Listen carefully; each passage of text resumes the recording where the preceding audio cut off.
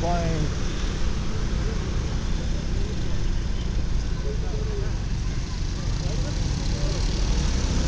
Point sila mga boy.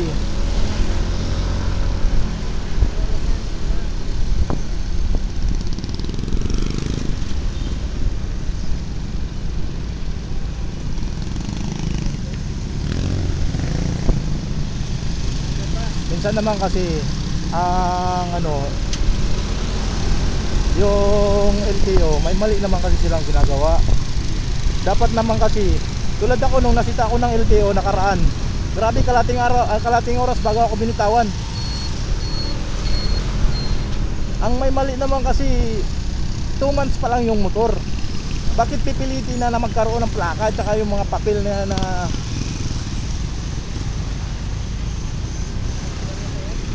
at saka yung RCR 2 months pa lang eh.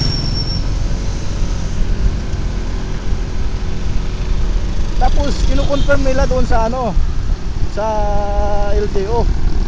Wala talaga, hindi, wala pang eh 2 months pa lang nga.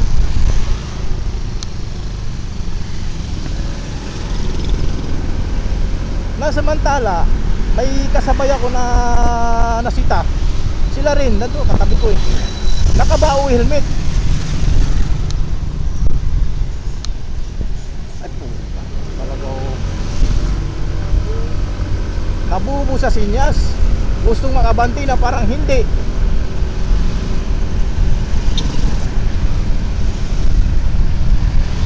Tapos yun na nga.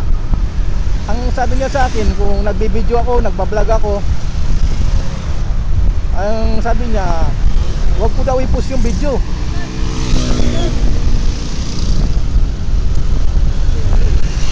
Pero kung tutuusin naman talaga, noon pa yung issue na yan eh.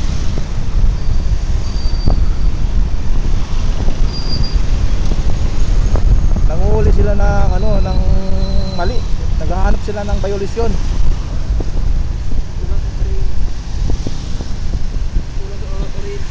Oo. Mahirap yan yung ganyan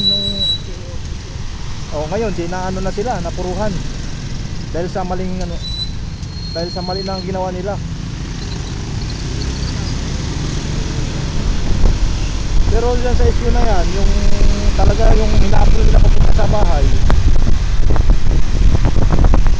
comment tayo dyan.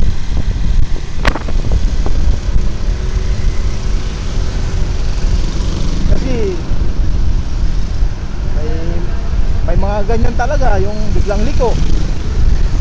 Tapos ayun, paano kung nandiyan na talaga sa harapan tapos biglang liko, mayroon yan eh, na hindi lang nahawakan, mayroon din yan, uso na rin yan.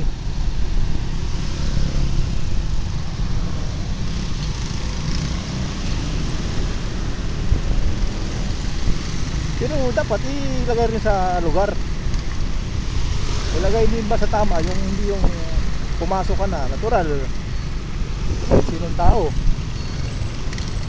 kung papasok ka na lang rin sa isang bahay nang walang pahintulot, ay may kaso ka na, trespassing ka na kahit sino ka pa.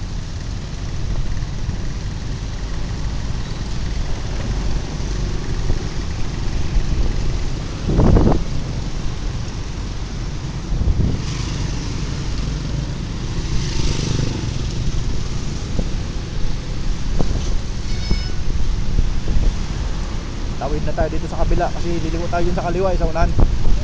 So yun ang aral natin, kailangan pag alam mo pa tabi ka sa kabila, lipat ka na.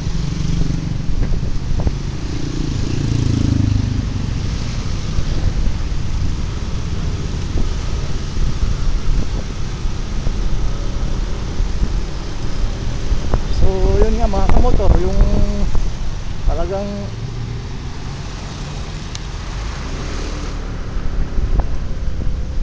umaabot talaga kami ng doon ng kalating oras. Wala, pilit lang, ilang beses yan na gano'n sa nila, sa office nila, wala silang nagawa. Pero yung nakabao helmet, nakawalan. Kaya ano ba talaga yung Pinagbabawal ba yan yung bao o ano?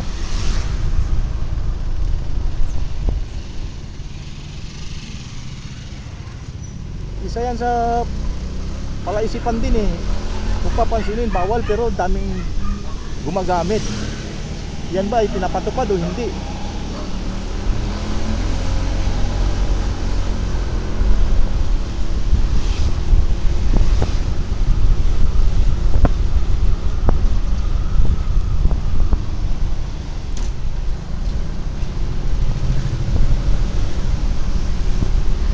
Ako ang masasabi ko doon sa ginawa ng LTO, mali eh. Mayroon silang ano niyan eh. May cellphone ka boy. Dapat ang ginawa mo, pinicturean mo. Hindi ka na pumasok. O, di ba? Hinahabol mo pa. Nag-trespassing ka pa. Ikaw ngayon ang may mali sa buhay mo. Dapat pumunta ka, sinundan mo, pinicturean mo, at doon mo siya inano sa ano. Kung may lisensya siya, ipacheck mo. Total, re-renew din yan. Doon mo siya ano sa ginawa niya. Kung wala siyang lisensya, makikita mo naman sa plaka ng motor niya. O, di ba? Mahuhuli mo pa rin siya at mahuhuli. Ayan lang, bilang payo ko lang para hindi ka naman masyadong kargabyado. Pero mali ang ginawa mo kasi, sobra eh. Hinahabol mo. May nagsasabi na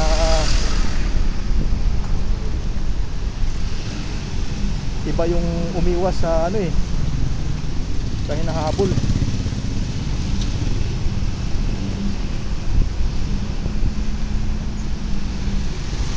Pero sa totoo lang naman, hindi rin ako masyadong ano, kasi mali na rin ang pagpapatupad talaga ng ganyan, yung mahigpit na masyado.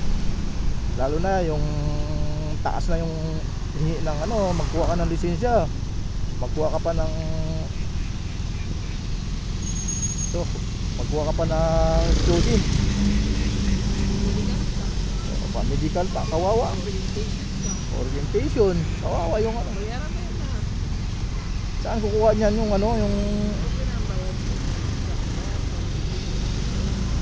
tulad nito, oh. Oh, di ba? Huli siya, baho siya, o ano siya, anong violation niya? Walang helmet. Kawawa na to.